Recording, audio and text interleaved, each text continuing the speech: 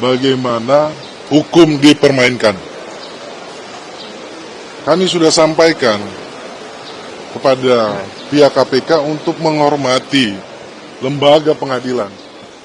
Pra-peradilan ini diatur di dalam KUHP memberikan ruang kepada tersangka untuk menguji status tersangkanya dan juga memberikan ruang untuk kontrol terhadap due process of law yang tidak sesuai dengan undang-undang.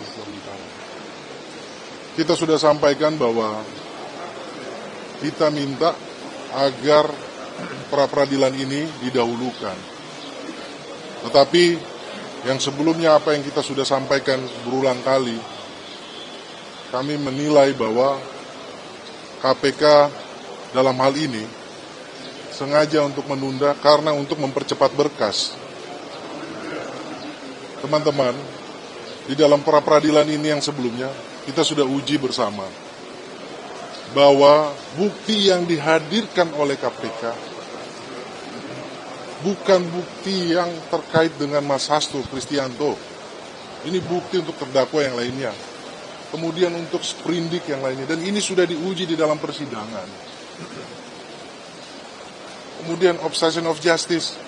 Ada kesaksian teman-teman, namanya saudara Tio, di mana dia mendapatkan penekanan atau mendapatkan tekanan-tekanan terkait untuk merubah BAP-nya. Itu sudah terungkap di sidang pra-peradilan sebelumnya.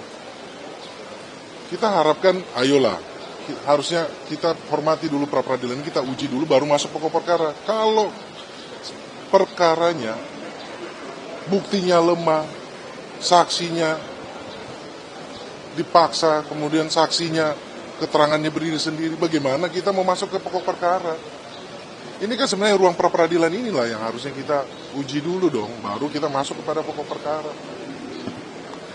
Kemudian juga kita sudah sampaikan, kita minta KPK menghormati hak dari Mas Hasto Kristianto sebagai tersangka untuk menghadirkan saksi fakta. Itu juga pun tidak dikabulkan. Apa yang mau kita harapkan teman-teman dari penegakan hukum yang ada di Indonesia seperti ini? Ini bisa terjadi sama siapa saja. Kalau Mas Hasto Kristianto bisa diginiin, semuanya bisa. Hukum dibulak-balik, hukum dipermainkan. Karena diorder, karena punya kepentingan, kekuasaan. Ini yang mau kita harapkan penegakan hukum seperti ini. Kita sebagai Indonesia malu ditonton oleh jutaan mata yang ada di Indonesia dan maupun di luar negeri menilai penegakan hukum kita model seperti ini. Menurut saya ini merupakan catatan buruk terhadap penegakan hukum yang ada di Indonesia.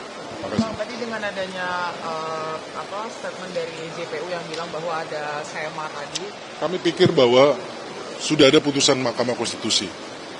Kami tidak mengomentari tersebut, tetapi kami menilai bahwa undang-undang harusnya yang tertinggi menjadi patokan dalam mengambil keputusan.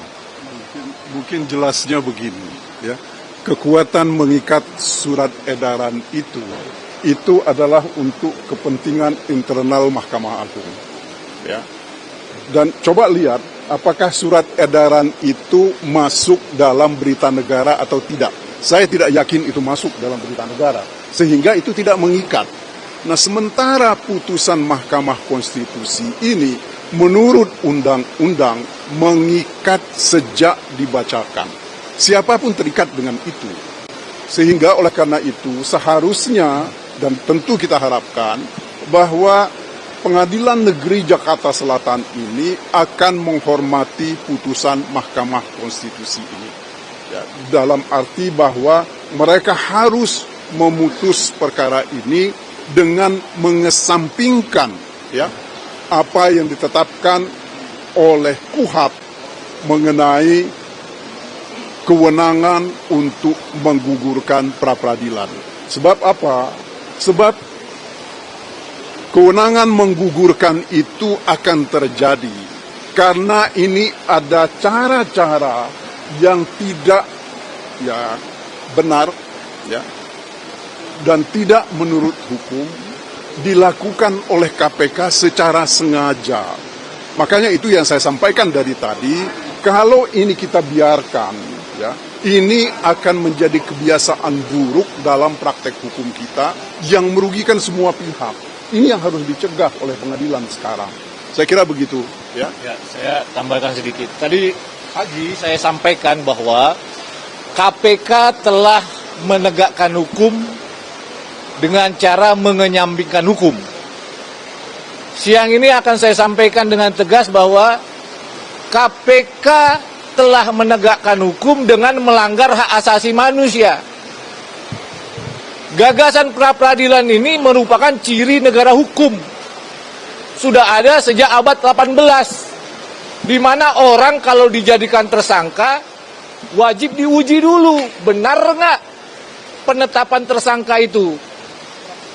Bukannya malah diikuti proses peradilannya, bukan mau membuktikan bahwa dia benar, bukan mau menyampaikan bahwa memang betul prosedur penetapan tersangka Pak Hasto ini betul-betul benar, malah dipotong di tengah jalan. Ya. Saya sampaikan lagi, pra-peradilan itu hak tersangka, hak asasi manusia. Apa akibat dari P21 dan percepatan proses ke pengadilan? Sama dengan bahwa KPK mengabaikan hak tersangka. Jadi ini bukan soal, ya dibuktikan aja di pengadilan nanti. Kalau itu udah pokok perkara. Yang kita perjuangkan sekarang ini dan yang dipotong oleh KPK itu, benar nggak kewenangannya digunakan? Betul nggak sesuai dengan prosedur? Apakah ada alat bukti permulaan? Ini yang diuji di pra-peradilan. Ya, karena nggak mau diuji, makanya dipercepat, dilimpahkan ke pengadilan. Apa begini caranya? Itu yang penegakan hukum yang benar apa? Saat Pak Hasto Kristianto, Sekretaris Jenderal PDI Perjuangan dibegitukan, siap-siap kita semua dibegitukan. Siap-siap Bapak Ibu semua mengalami hal yang sama. Ditetapkan tersangka, mau menguji hak kita, dipercepat berkasnya. Ya. Jadi sekali lagi, yang pertama KPK telah mau menegakkan hukum dengan mengenyampingkan hukum. Yang kedua, KPK mau menegakkan hukum dengan memberangus hak asasi manusia, hak tersangka. Itu yang saya mau sampaikan. Terima kasih. Oke, saya tambahkan ya. Begini ya teman-teman ya. Pertama-tama kita itu semakin yakin bahwa proses penetapan tersangka ini adalah pemidanaan yang dipaksakan. Gitu. Kenapa kita katakan sebagai pemidanaan yang dipaksakan? Ini buktinya bahwa pra-peradilan itu tidak dipertimbangkan. Pada saat ini kita melihat bahwa ada kekhawatiran dari KPK untuk bisa berdiskusi, beradu argumentasi. Apakah memang hak-hak seorang tersangka itu bisa diuji atau memang bisa dibuktikan bahwa prosedurnya itu sudah sesuai dengan prinsip-prinsip hukum. Itu paling penting sebenarnya. Karena sebagai dikatakan oleh Pak Tra tadi gitu kan, prinsip dari adanya pra-peradilan ini adalah habeas untuk menguji apakah secara prosedural mendapatkan alat bukti itu sudah benar, relevan, dan itu bisa menjadi alat bukti. Itu paling penting sebenarnya gitu kan. Dan itu merupakan sebagai fungsi-fungsi kontrol. Pemidanaan bukan untuk menghukum seseorang individu, bukan. Tetapi bagaimana memastikan hukum itu bisa berjalan dengan sebagaimana mestinya. Ini konstitusi ya. Nah, oleh sebab itu makanya pada saat ini, apabila pada saat ini bahwa ada kekhawatiran untuk bisa berargumentasi di pengadilan menguji terkait dengan prosedural, artinya di situ memang terbukti adanya dugaan pidana yang dipaksakan. Karena apa?